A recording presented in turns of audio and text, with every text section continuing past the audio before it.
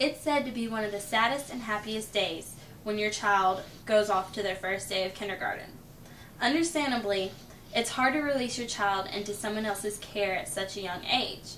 And for the homemakers, it's probably hard to endure the silence of the house while he or she is attending school 8 hours a day. But don't allow these emotions to sway your decision.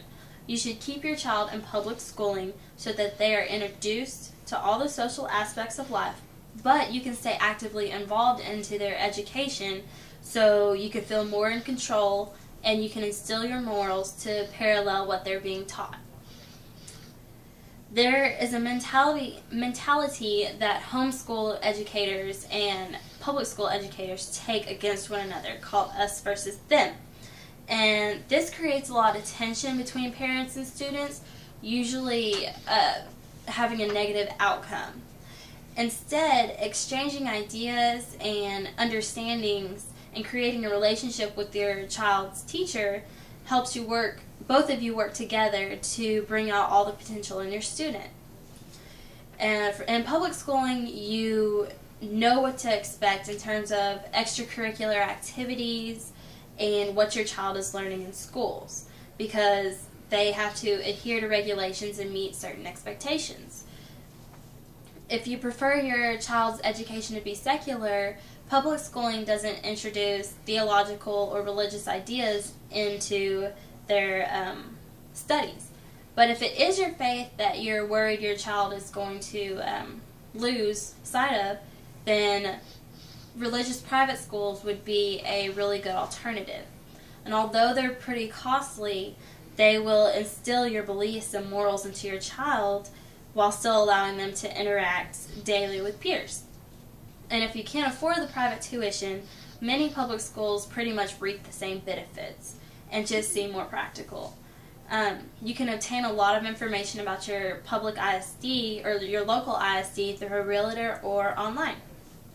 Like I said earlier, parents who homeschool their children are not making a real lasting impression because they're ill-equipped teachers. In public schooling, your child is getting an education to further them in life by learning from qualified teachers. Teachers must have and maintain a license to teach, which proves teaching efficiency in their subjects. And they also undergo annual evaluations by the principal or the superintendent to ensure that their teachings are up to par. And it's not just education that is a benefit of public school, but also your children's eyes are open to just more than just books. They're involved in extracurricular activities, sports, clubs, and organizations, which all of these will teach social skills and how to handle responsibilities, and many sports will teach a lot of discipline.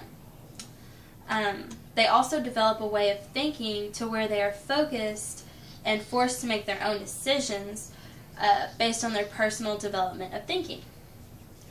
In conclusion, your child needs the stimulations and interactions between peers, authority, and teachers to develop their life skills. Parents begin the teachings of life, but school teaches based on experience. I encourage you to branch out into further research and maybe talk to somebody who's been homeschooled to get more opinions and information. I just hope I've provided enough credible information that will spark your interest in making a decision based on what's best for your child. Cut. I feel like you can... Oh, the battery ran out. Shut up. Damn it. Did it really?